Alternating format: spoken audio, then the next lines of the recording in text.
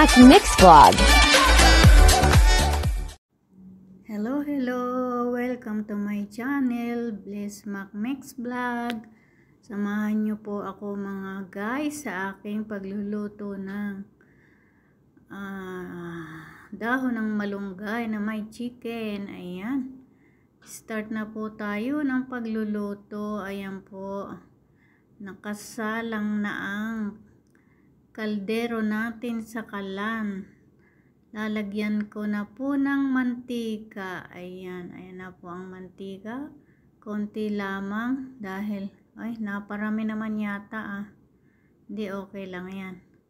Ayan po, ang ating mga ingredients. Mayroon diyang chicken, hiniwa na maliit-liit. Chicken, boneless. Ayan, lagay na po natin ang bawang.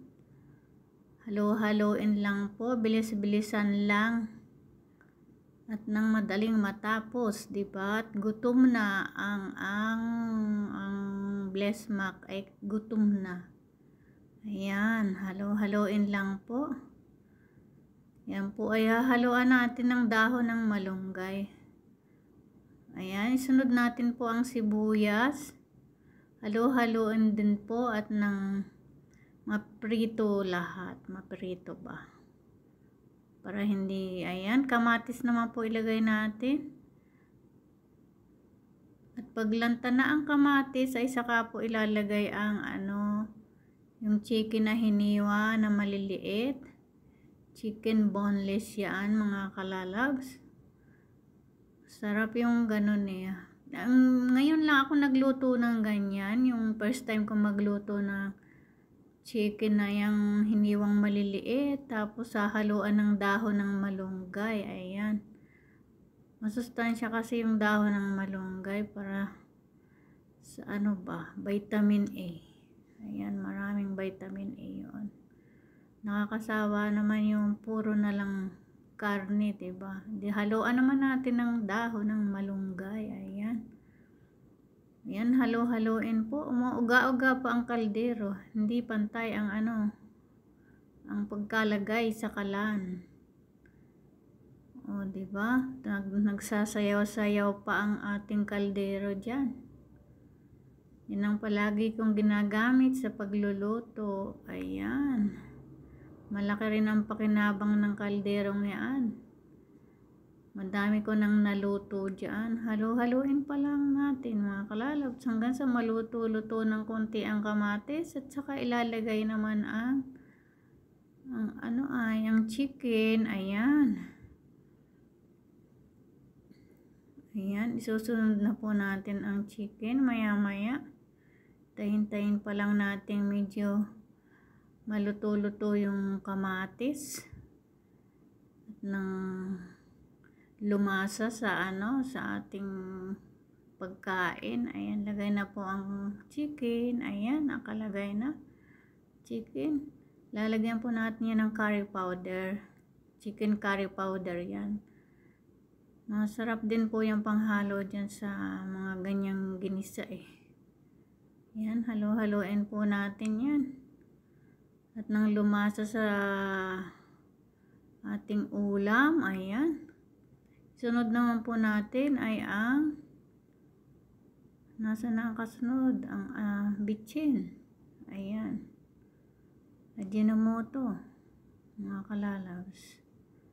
Next time naman ay haluin natin ang ating para lumasa. Ayan mga kalalabs ang ating nilulutong chicken na hahaluan ng dahon ng malunggay. Ayan.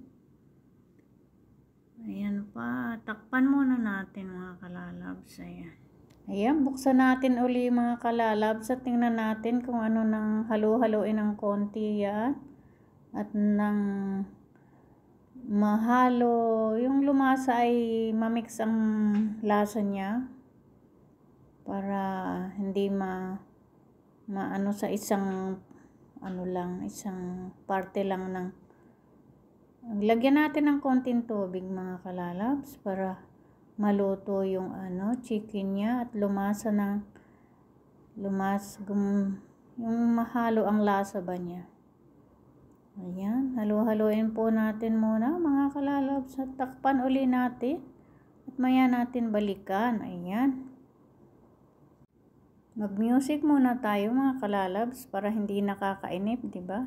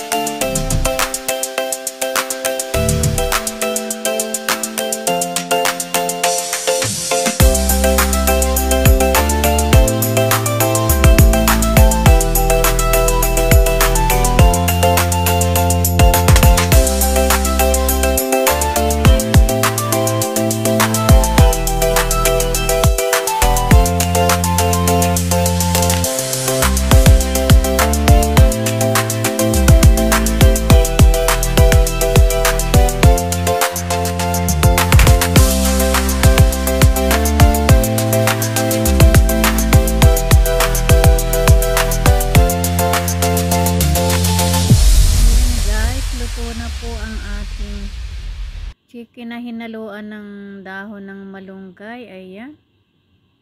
Lagay na po natin sa plato. 3 days ko din po yung iuulam. Oh. Ako lang naman po ang kakain mga kalalabs. Ayan. Yummy yummy. Pwede na tayong kumain ng lunch. Ayan. Simutin natin. Sayang. Ano din yun eh. May sustansya din kahit isang dahon lamang. Diba? Ayan, luto na. Pwede nang kumain ng lunch ng tanghalian. Ayan na po, ready na para sa lunch ang ating chicken na hinaluan ng malunggay. Ayan, dahon ng malunggay. Yummy, yummy. Kainan na.